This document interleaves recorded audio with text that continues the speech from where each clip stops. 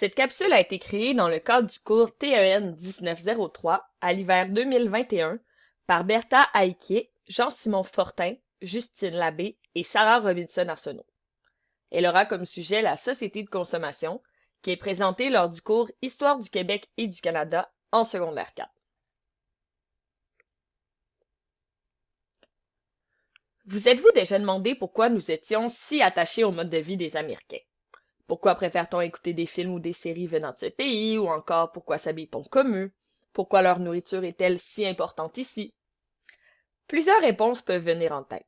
Par contre, avant de répondre à cette question, il est important de comprendre depuis quand la culture américaine est si présente ici.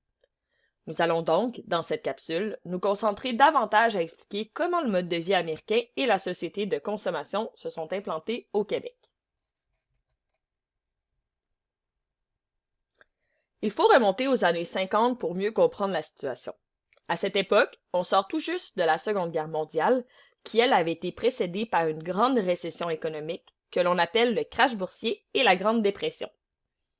Pendant 2 décennies, les Québécois se sont donc vus obligés de se priver, soit pour des raisons économiques, ou puisque le monde était en guerre.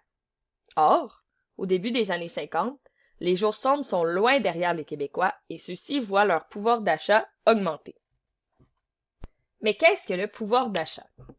Le pouvoir d'achat, c'est la possibilité des gens de consommer des biens et services.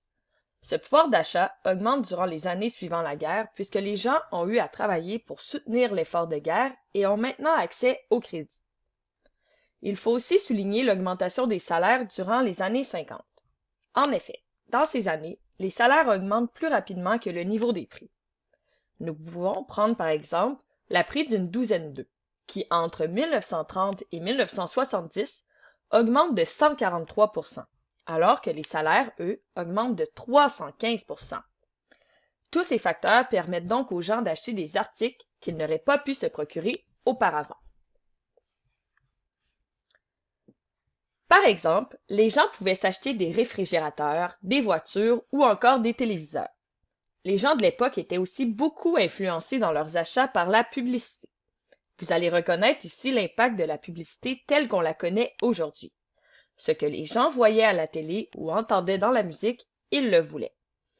Puisqu'ils avaient plus d'argent et qu'ils pouvaient en emprunter grâce au crédit, rien ne les empêchait de se les procurer. C'est particulièrement la culture américaine qui était présentée dans les médias. C'est alors que les Québécois se sont mis à vivre selon le mode de vie américain, qu'on appelle aussi l'American Way of Life. La culture américaine dépeinte dans la publicité et les émissions de télévision valorise un mode de vie où on recherche à avoir toujours plus et toujours mieux. Elle favorise donc la surconsommation. Surconsommer, c'est acheter des produits dont on n'a pas réellement besoin, mais dans le but d'être heureux. Aussi, pour les Américains, le bonheur se trouve dans la réussite personnelle et l'acquisition de biens. L'idéologie américaine valorise donc l'individualisme. C'est cette idéologie qui est diffusée en grande pompe par la publicité, la musique et le cinéma. L'apparition d'une nouvelle idéologie qui promeut la consommation et l'individualisme amène plusieurs bouleversements au Québec qui vont au-delà de la simple consommation de masse. En effet, à l'époque qui précède ces changements, le Québec est alors très conservateur et la religion catholique est très présente dans la société. L'Église incite les catholiques à vivre de façon modeste et à redonner aux suivants. La confrontation de ces deux idées sera l'une des causes de la Révolution tranquille et de la laïcisation de l'État. 2 concepts qui seront développés dans les prochaines capsules.